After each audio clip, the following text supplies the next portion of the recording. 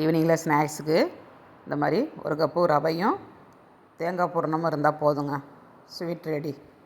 நம்ம அரிசி மாவில் கொழுக்கட்டை வைக்கிறதோட இந்த மாதிரி ரவையை வச்சு செஞ்சு பாருங்கள். அட்டகாசமாக இருக்கும் டேஸ்ட்டு. ட்ரை பண்ணி பாருங்கள்.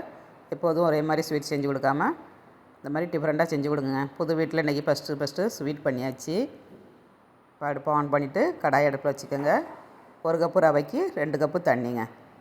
இப்போ இதில் ஒரு நாட்டு சக்கரை கொஞ்சம் ஆட் பண்ணிடலாம். ஒரு 3 ஸ்பூன் போட்டிருக்கேன்.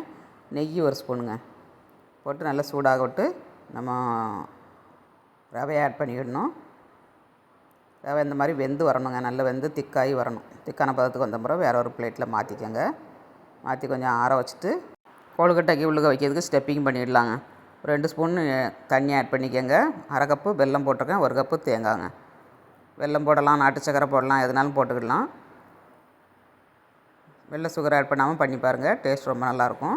இப்போ 1 ஸ்பூன் நெய் விட்டு நம்ம இதை பிசைஞ்சு எடுத்துக்கணுங்க.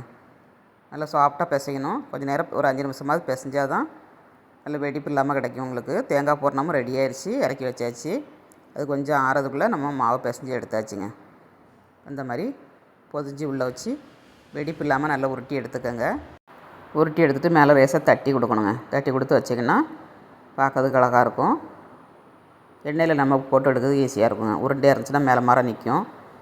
அதனால் இந்த மாதிரி கொஞ்சம் தட்டி கொடுத்தீங்கன்னா எண்ணெயில் முக்கி எடுக்கிறதுக்கு நமக்கு கரெக்டாக இருக்கும். இப்போ அடுப்பு ஆன் பண்ணிவிட்டு ஒரு ஃப்ரை பேனு அல்லட்டா ஒரு கடாயை அடுப்பில் வச்சுட்டு எண்ணெய் ஆட் பண்ணிக்கோங்க. எண்ணெய் ஆட் பண்ணிவிட்டு எண்ணெய் ஹீட்டான உடனே நம்ம ஒன்று ஒன்றா போட்டு எடுத்துக்கணுங்க. ஃபஸ்ட்டு 3 எண்ணம் போட்டிருக்கேன். கொஞ்சம் நல்லா வேகட்டு இடத்துல மிச்சம் இருக்கிறத போட்டுக்கலாம். கொஞ்சம் வெந்ததை நம்ம திருப்பி போட்டுடணுங்க. எண்ணெய் மேலே அப்படியே கோரி ஊற்றுங்க. நல்லா கிறிஸ்பியாக கிடைக்கும் உங்களுக்கு. திருப்பி போடுங்க. கலர் ஒன்று போல் கிடைக்கும். டேஸ்ட் அட்டகாசமாக இருக்குங்க. நம்ம அரிசி மாவு கொழுக்கட்டையை விட இந்த கொழுக்கட்டை வந்து ரொம்ப நல்லாயிருக்கும் டேஸ்ட்டு. ட்ரை பண்ணி பாருங்கள். நல்லா சாஃப்டாகவும் நல்ல மொறுமொறுப்பாகவும் டேஸ்ட்டாகவும் ரொம்ப ஈஸியாகவும் பண்ணிடலாங்க. எவ்வளோ சாஃப்டாக இருக்குது பாருங்கள். ஒரு பிளேட்டில் சேவ் பண்ணிடலாம்.